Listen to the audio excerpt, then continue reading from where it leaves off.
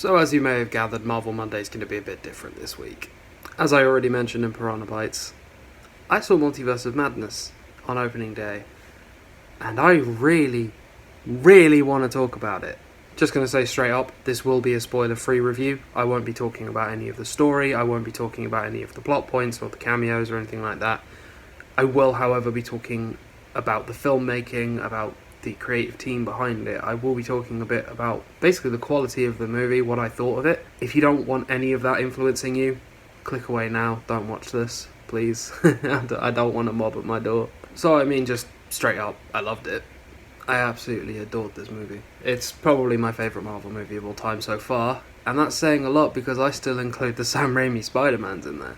On the subject of Sam Raimi, he directed the hell out of this film. There are so many nods to his previous works in there, so many references. There's stuff from Evil Dead, I swear I caught a few references to his Spider-Man films as well. There's just all sorts of really cool Raimi-isms in this movie. You see a couple of them in the trailer, like the slow zoom in on Scarlet Witch's eye. That's the best, man. That's the very best. Raimi is an interesting filmmaker. There's no one really like him. Incorporating horror elements into a movie about whiz-bang superheroes, ridiculous characterization that just in any other movie wouldn't work at all. But because Sam Raimi's directing it, it 100% works. I have got nothing but love for Sam Raimi as a filmmaker and the choices that he makes. This film is absolutely no exception at all. I did already mention that there are horror elements in there. Oh boy, are there!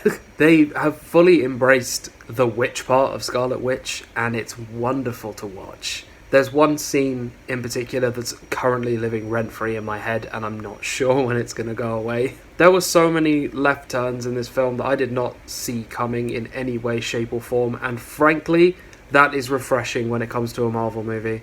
They've been so paint by numbers and so formulaic for so long.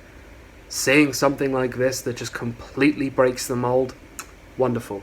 Chef's kiss, wonderful. I know a lot of the cameos have already been spoiled by the main trailer. Don't let that put you off. Trust me, there's more in there for you. There's more in there for you. This is a very, very special movie. I don't think this could have been made under any other circumstance. If Sam Raimi didn't already have that goodwill from the first 3 Spider-Man movies, I don't think he would have been allowed to make this. So that's yet another thing we have to thank the Tobey Maguire Spider-Man films for.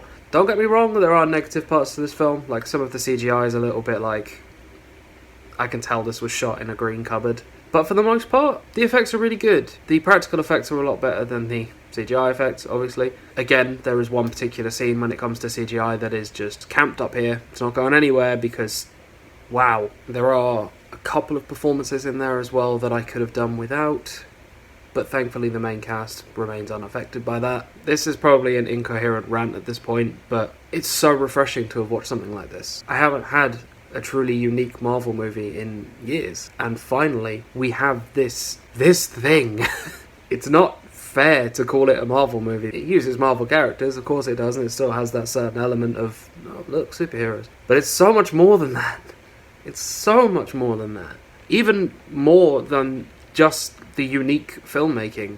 Even the plot itself is so much more than anything else we've seen. It's taken the concept of WandaVision and built off it beautifully. Absolutely beautifully. There's no way it could have been done better. Honestly, to sum up a video that's already way too long, I loved this movie so much. It's a new, unique voice for Marvel movies, and I really sincerely hope that between this and Thor Ragnarok, they start trusting their directors more to put their own style into it, because it very, very much works. The Marvel formula worked for a long time, but it's starting to get very, very old. Movies like this are exactly what we need to get people interested again. I really hope that this trend continues, and Love and Thunder is just as good. I know the Entertainment Weekly released a picture of Jane Foster Thor, and I'm very happy with how she looks. So I'm really hoping that Love and Thunder continues the trend of directors being trusted. If it's even half as good as Ragnarok, it's going to be pretty great. If it's half as good as this movie, it's going to be my second favourite Marvel movie. So yeah, this was just a little bit of different content for the site. I don't really know what that means, but I'm trying something out. If you liked what you've seen, please like and subscribe, and let us know down in the comments, because I really need to know whether this format can work. Cheers, everyone!